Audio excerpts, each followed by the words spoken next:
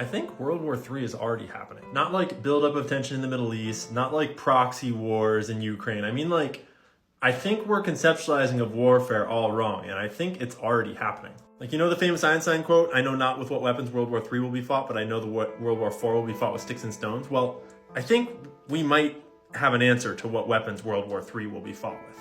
For about the last month now, I've been doing a deep dive in the background into how cyber warfare works, and I think that all of us in the general population that are not programmers and hackers and coders have a fundamental lack of understanding of how all this works, and it makes it so we don't realize that war is happening inside of your computers and devices as we speak. And I don't mean like just steal your identity or like observe your data. I mean like attacks on nuclear facilities. I mean like attacks on military equipment, like hijacking planes and flying them remotely, like the ability to shut down whole power grids and water systems. And not only is it fascinating to learn about, but it's also really important to learn about because we all engage in the digital ecosystem and we are all inherently targets of other nation states trying to attack our nation states and vice versa.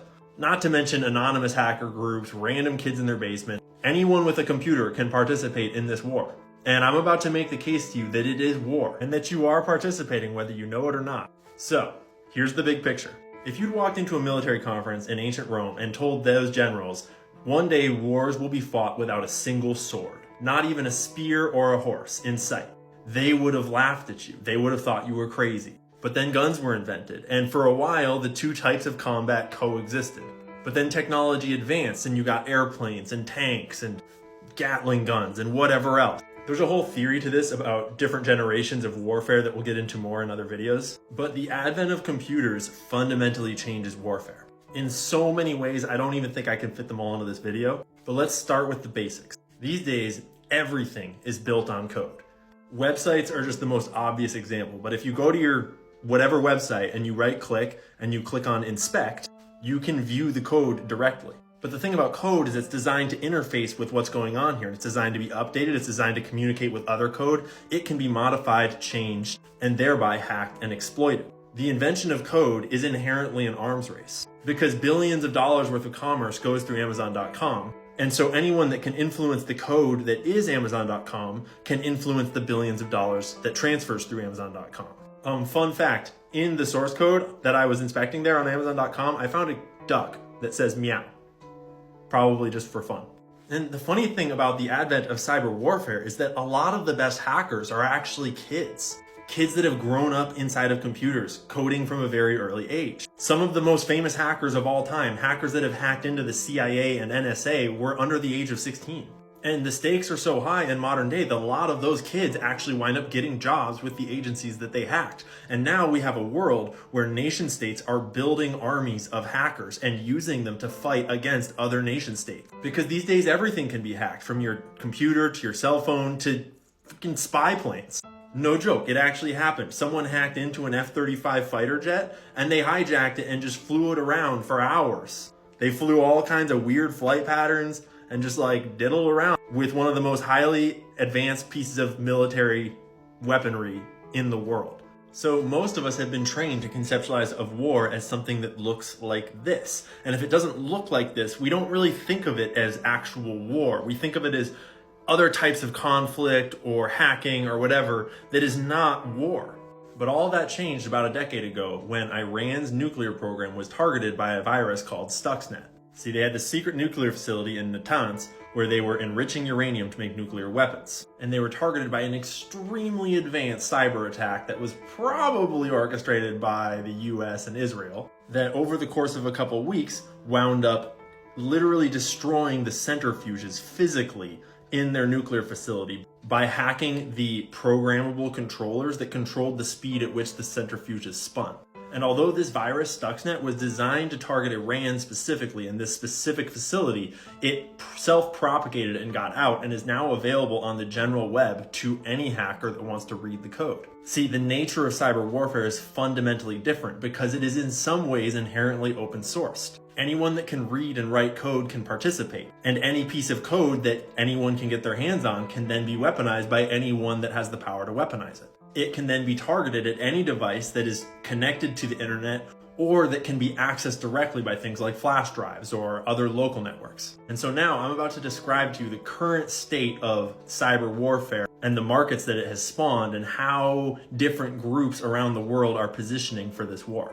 This is all about to be very oversimplified because I'm in way over my head. But in essence, the entire cyber warfare world is based on what's called a zero-day exploit, meaning everything is based on code. And when people write code, they are inherently only able to defend against threats that they can already kind of conceive of. But humans are fallible, and inevitably new code has new vulnerabilities that people can exploit if they can find them and figure out how to exploit them. Like, remember the duck that says meow that I found in the Amazon source code there? I'm sure it was put there by Amazon, but who knows? Maybe someone else put it there. And so anyone with a computer and an understanding of coding anywhere in the world can examine code of any business, any product, anything that comes onto the market. And if they find a vulnerability that is exploitable, that is a zero-day exploit because no one has seen it yet. And until they utilize it and expose that they found that vulnerability, it's wide open. And maybe they utilize it, but a far more common thing for them to do these days is to sell it. An entire industry has sprung up around nation states like the CIA or Iran or China buying zero-day exploits so that they can create cyber weapons like what was used on Iran in order to target those exploits. These things sell for millions of dollars a piece. Certain types of exploits are more valuable than other types of exploits because they inherently can produce more dangerous weapons. Like, for example, an exploit in the iPhone code would be really, really dangerous. There's a whole history to this market that we don't have time to go into right now. But this has led to groups of hackers establishing around the world and sort of acting as their own kind of miniature armies in the digital space. They are called APTs, or Advanced Persistent Threats, which just means a whole bunch of kids that are in their basements or in secret facilities, hacking on computers with whatever agendas. Various defense companies track different groups around the world. They give them labels like APT-38, who's suspected to be in North Korea. They mostly do financial stuff, but then there are APTs based in countries like China that mostly target cyber operations, defense contractors, military information technology, aerospace technology. Like, imagine if China got a hack on the US satellite networks or got a hack into the Pentagon, for example. But it's not just countries, it's also just criminals or white hat hackers, meaning like good guys that are trying to keep us all safe. There's this cool website that keeps a list of all targeted cyber attacks that have been exposed, where you can scroll through and look at all the different hacks that have happened over the years and which ones are still active and how many devices they've affected. Here they have Stuxnet, which you can go in and look at the history of Stuxnet. And so our inherent tendency is to look at all of this information and sort of file it away in this little box in our minds as like this other thing that happens that's, not war. And the way that, at least in the US, we were all taught to conceptualize of history, we were under the impression that the Cold War ended and that it was just one conflict in history. But the advent of nuclear weapons fundamentally changed warfare because it changed the way we all conceptualize of warfare. It gave rise to the age of intelligence agencies and covert warfare, which is very much warfare. And in the exact same way, the advent of highly technological nations and connections gives rise to digital warfare. And although we may see troops on the ground if there is a war or conflict between the US and China, the weapons of cyber warfare are far more powerful than conventional troops. It's far more politically palatable to launch a secret cyber war against your enemy than to send the children of your own country off to die in a massive ground war that inherently holds the risk of nuclear war as well. And I think the most important thing for us all to realize about this new evolution of warfare is that we are all a part of it because we are all connected into the battlefield, which is the technological space, the internet of things. We've seen small blips of it, like the casino hacks in Las Vegas, like the massive solar wind hack that happened a couple years ago that most of us didn't pay too much attention to. But make no mistake, at this present moment, all the major superpowers in the world are amassing cyber armies, and they're fighting over zero-day exploits to try to get the upper hand, and we're all caught in the crossfire.